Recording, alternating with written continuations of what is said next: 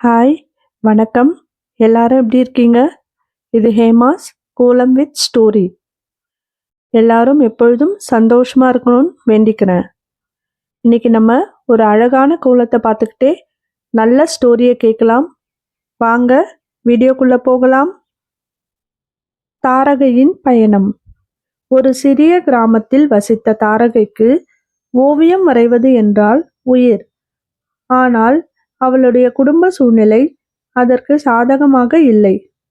ஓவியம் வரைந்து என்ன பண்ண போற? உருப்படியா ஏதாவது வேலையை பாரு என்பதுதான் அவளுடைய அப்பாவின் அன்றாட அறிவுரை. தாரகையிடம் பழைய காகிதங்களும் பாதி தீர்ந்து போன பென்சில்களும் மட்டுமே இருந்தன.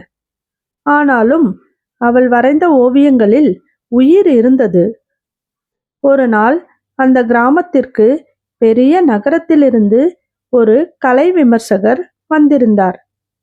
அவர் தற்செயலாக தாரகை ஒரு சுவற்றில் கரியால் வரைந்திருந்த ஒரு சிறுவனின் ஓவியத்தை பார்த்தார். அந்த ஓவியத்தில் இருந்த வலி மற்றும் எதிர்பார்ப்பு அவரை வியக்க வைத்தது. அவர் தாரகையை தேடிச் சென்றார். உன்னிடம் திறமை இருக்கிறது.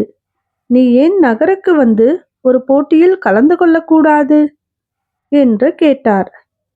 தாரகைக்கு தயக்கம். கையில் பணமில்லை, அப்பாவின் சம்மதமும் இல்லை. ஆனால் அவளுடைய அம்மா தான் சிறுக சிறுக சேர்த்து வைத்திருந்த பணத்தை கொடுத்து உன் கனவை நீயாவது வாழ்ந்து காட்டு என்று அனுப்பி வைத்தார். நகரம் தாரகைக்கு முற்றிலும் புதிய உலகமாக இருந்தது. நவீன கருவிகள், விலை உயர்ந்த வண்ணங்கள் என மற்றவர்கள் பிரம்மாண்டமாக தெரிந்தார்கள். தாரகையிடம் இருந்தது வெறும் கருப்பு வெள்ளை பென்சில்கள் மட்டுமே. போட்டியின் தலைப்பு மகிழ்ச்சியின் முகம்.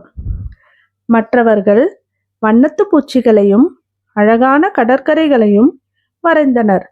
ஆனால் தாரகை ஒரு முதியவர் தன் பேர குழந்தைக்கு சோறு ஊட்டும் காட்சியை வரைந்தாள். அந்த முதியவரின் கைகளில் இருந்த சுருக்கங்களும் அந்த குழந்தையின் கண்களில் இருந்த பசியும் ஆசையும் அப்படியே தத்ரூபமாக தெரிந்தன. முடிவுகள் அறிவிக்கப்பட்டன. தாரகைக்கு முதல் பரிசு கிடைத்தது. நடுவர்கள் சொன்ன காரணம் இதுதான். மற்றவர்கள் மகிழ்ச்சியை வண்ணங்களில் காட்டினார்கள். நீ மட்டும்தான் அதை உணர்ச்சிகளில் காட்டினாய்.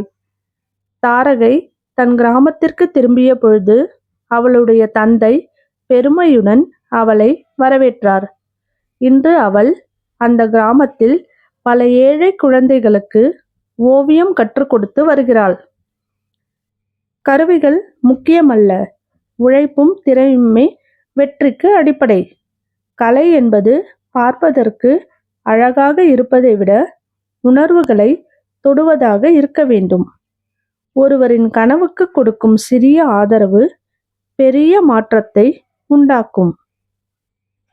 நேற்றைய புதிரின் விடை. பெட்டியை திறந்தால் பூட்ட முடியாது. அது என்ன? தேங்காய். இன்றைய புதிர். சொன்ன நேரத்துக்கு தொண்டை கிழிய கத்துவான்.